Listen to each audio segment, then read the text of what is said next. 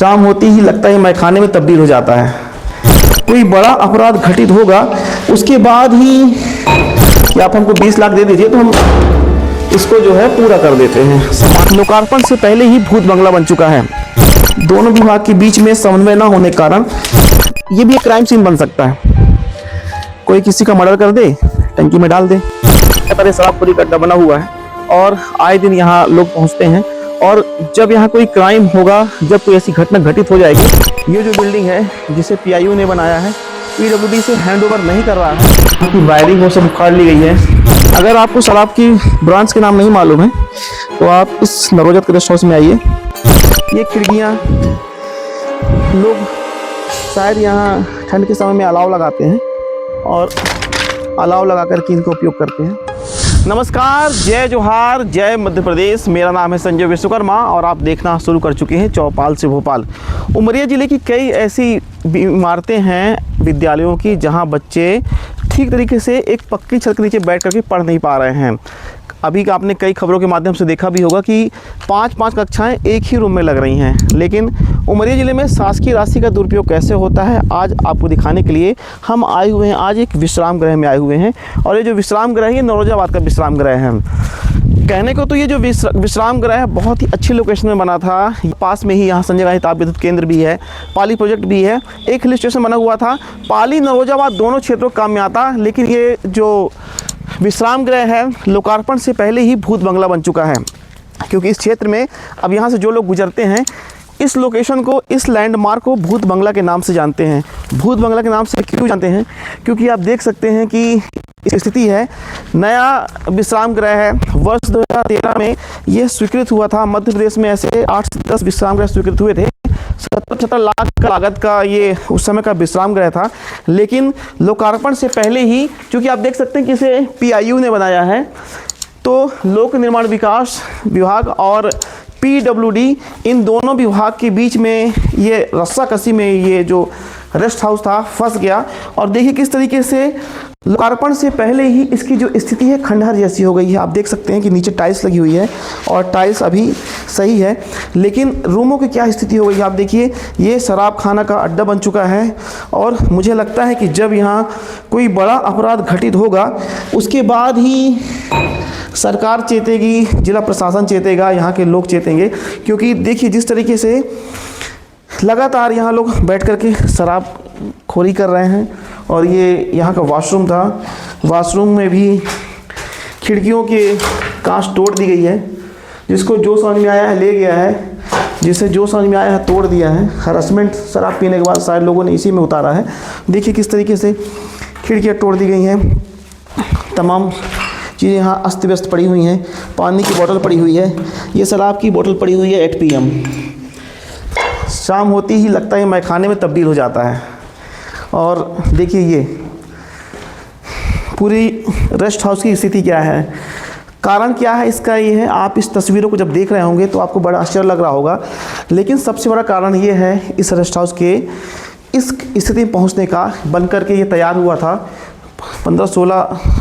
2016-17 के आसपास ये तैयार हो गया था, लेकिन ये हैंडओवर नहीं हो पाया।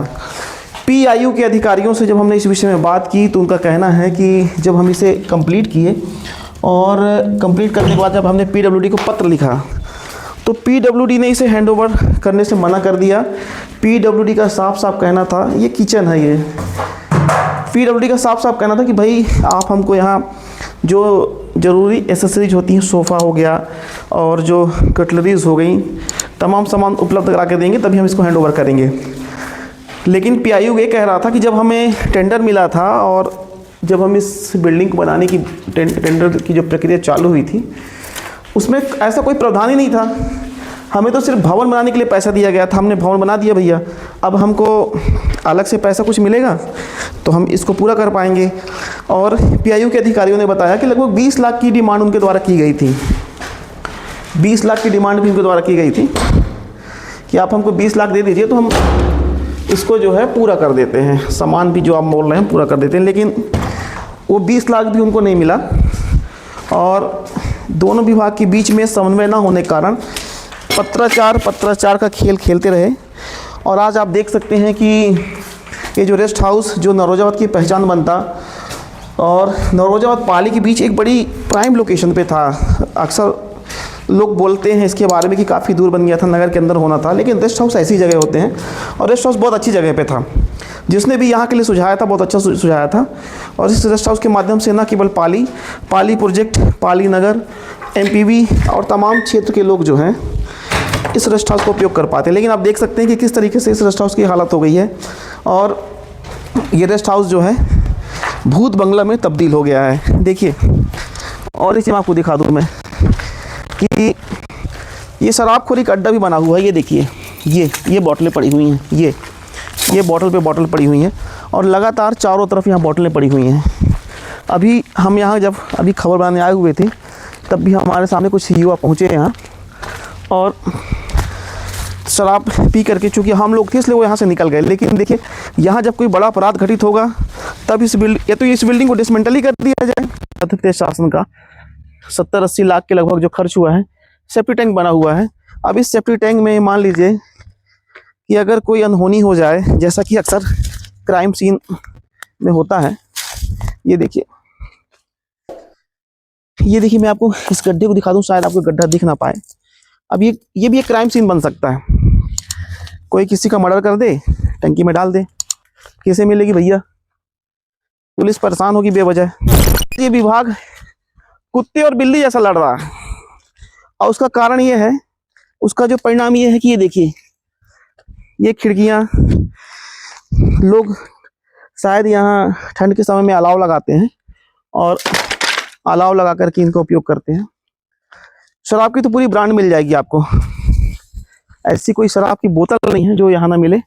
हर तबके, हर पैमाने के लोग यहाँ बैठते हैं, शराबखोरी करते हैं। ये देखिए, उद्देश्य था इस क्षेत्र को एक रेस्ट हाउस की सौगात देनी थी, लेकिन दो विभागों के बीच जब हमने बात की, हमने जब पीआईयू से बात की तो उन्होंने लगभग हमको 100-150 चिट्ठियां दिखाई और 100-150 चिट्ठियों में सिर्फ यही लिखा हुआ था कि वो आपस में बातचीत कर रहे हैं, एक दूसरे से समन्वय कर रहे हैं, लेकिन वो समन्वय बन नहीं पा रहा है। ये देखिए, तमाम चीजें उखड़ी पड़ी हुई हैं।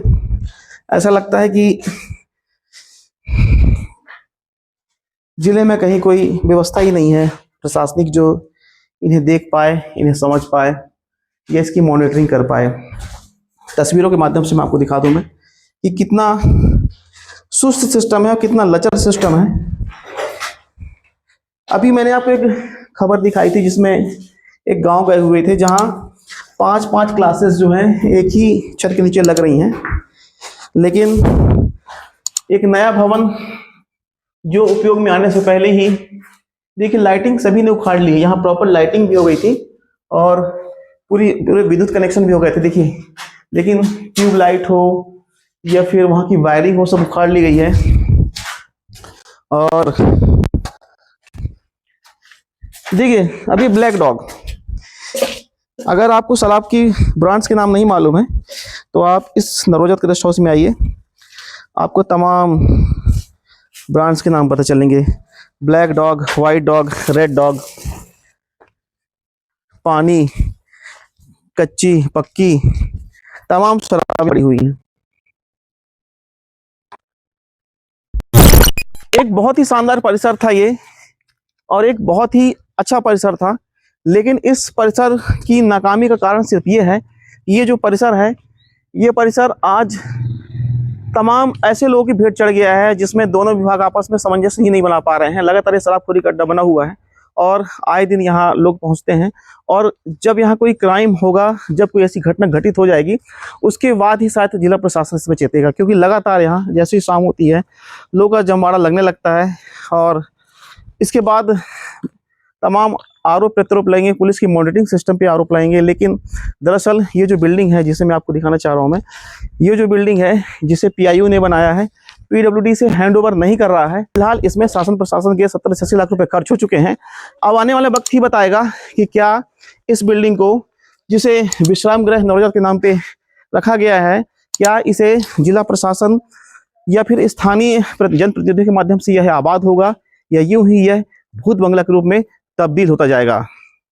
आप देख रहे थे चौपाल से भोपाल और ऐसी लेटेस्ट खबरों के लिए चैनल को सब्सक्राइब कर लीजिए। नमस्कार।